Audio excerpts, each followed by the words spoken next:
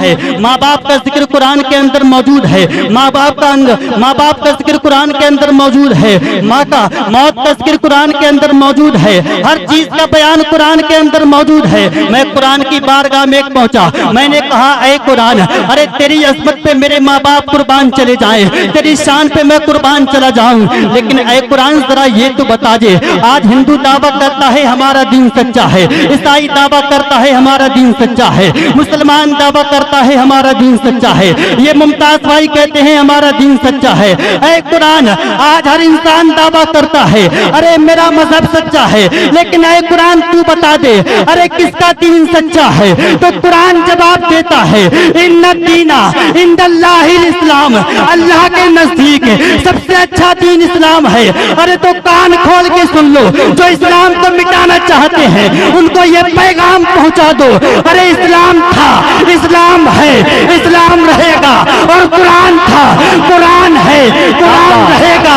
اسلام کی گردن پہ حسین ابن علی کا احسان تھا، احسان ہے، احسان۔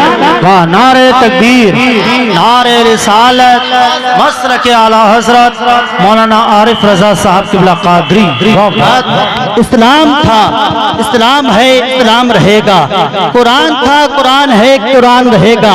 اسلام کی گردن پہ حسین ابن علی کا احسان تھا، احسان ہے، احسان رہے گا۔ ارے کبھی آپ نے غور کیا ہے، ابھی کچھ وقت پہلے ایک دو پیروں کا خنزیر کھڑا ہوا تھا ممتاز بھائی، ارے جس نے یہ دعویٰ کیا تھا ارے قرآن کریم کی 26 آیتیں یہ آتنکوادی کا درس دیتی ہیں، لیکن میں اس کو پیغام دینا چاہتا ہوں، ان ایسے جاہلوں کو پیغام دینا چاہتا ہوں۔ ارے جب اہل عرب نے قرآن کے اندر تبدیلی کرنا چاہی لیکن قرآن کو نہیں بدل پائے، قرآن کو نہیں مٹا سکے، ارے اتنے بڑے کافر مان گئے کہ قرآن کے اندر رد و بدل نہیں ہو سکتا، لیکن دو پیروں کا خنزیر نہیں مانا۔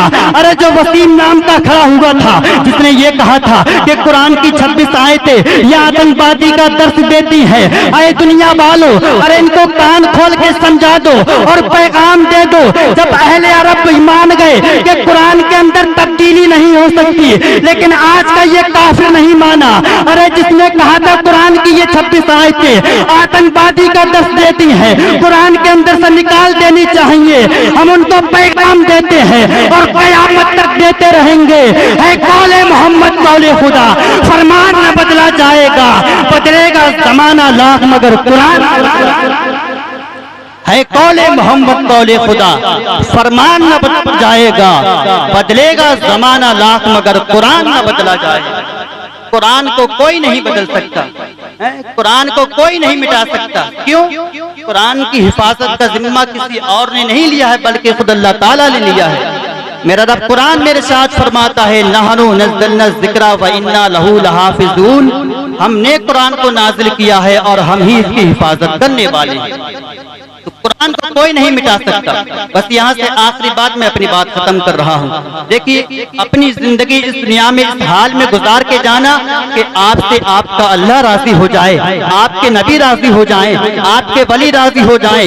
جب آپ کا اس دنیا سے جانا ہو تو اس حال میں جانا، جنازہ اٹھایا جائے تو کوئی محلے کا شخص یہ نہ کہے ایک بے نمازی کا جنازہ جا رہا ہے، ایک جوا کھیلنے والے کا جنازہ جا رہا ہے، ایک بدکار کا جنازہ جا رہا ہے، ایک زانی کا جنازہ جا رہا ہے، ارے جو دنیا میں ظلم و ستم کرتا تھا اس کا جنازہ جا رہا ہے۔ ارے بلکہ ہونا تو یہ چاہیے جب کسی کا اس دنیا سے انتقال ہو جائے اور جب دنیا سے وہ چلا جائے تو محلے کے لوگ اس کے پاس میں آئے تو یہی کہتے ایک نماز پڑھنے والے کا جنازہ جا رہا ہے، ایک روزہ رکھنے والے کا جنازہ جا رہا ہے۔ ورنہ میں آپ کو بتاتا ہوں بے نمازی کا حال کیا ہوگا۔ ارے بے نمازی کا حال تو ایسا ہے، حضرت عمر فاروق اعظم کا دور تھا، آپ کے دور خلافت میں آپ کے زمانے میں ایک بڑھیا آپ کے پاس میں آتی ہے اور کہتی ہے اے عمر میرا تیل زمین پہ گر گیا ہے، ارے میرا تیل مجھ کو واپس کر دو۔ آپ نے اپنے غلام سے فرمایا اس کو بیت المال میں سے اس کا تیل واپس کر دو، اتنا کہنا تھا تو آپ تو بڑھیا کہنے لگی اے عمر آپ تو بادشاہ ہیں، آپ تو یہاں پہ حکومت کرتے ہیں، हैं मैं आपका तेल नहीं लूंगी, मेरा जो तेल जमीन में गिरा है मुझे वही तेल वापस चाहिए, इतना कहना था। तो आप फरमाते हैं ऐ जमीन तेल को वापस कर दे, तेल वापस नहीं होगा। आपने दूसरी मर्तबा इरशाद फरमाया ऐ जमीन तेल को वापस कर दे, अरे वरना मैं तेरे अंदर बेनमाजी को दफना दूंगा, इतना कहना था। तेल वापस हो गया और रो रो के फरियाद करने लगा ऐ उमर मेरे अंदर बेनमाजी को मत दफनाना, मैं तेल तो वापस कर रहा हूँ, मैं जमीन हूँ, मैं तेल तो वापस कर रही हूँ, लेकिन मेरे अंदर बेनमाजी को मत दफनाना। अरे पता चला जो नमाजों की पाबंदी नहीं करता है, जो रोजों की पाबंदी नहीं करता है, उसको तो जमीन भी लेने से मना करती है। तो आप जब इस दुनिया से आपका जाना हो तो कोई आपके जनाजे पे आके कोई दुनिया का शख्स ये ना कहे एक बेनमाजी का जनाजा जा रहा है, जो अपने माँ बाप को सताता था उसका जनाजा जा रहा है, अरे जो दुनिया में जुआ खेलता था उसका जनाजा जा रहा है। अरे बल्कि होना तो ये चाहिए जब इस दुनिया से जाना हो तो कोई ये ना कहे एक बेनमाजी का जनाजा जा रहा है, बल्कि यही लोग पुकारते नजर आए एक नमाज पढ़ने वाले का जनाजा जा रहा है, एक रोजा रखने वाले का जनाजा जा रहा है,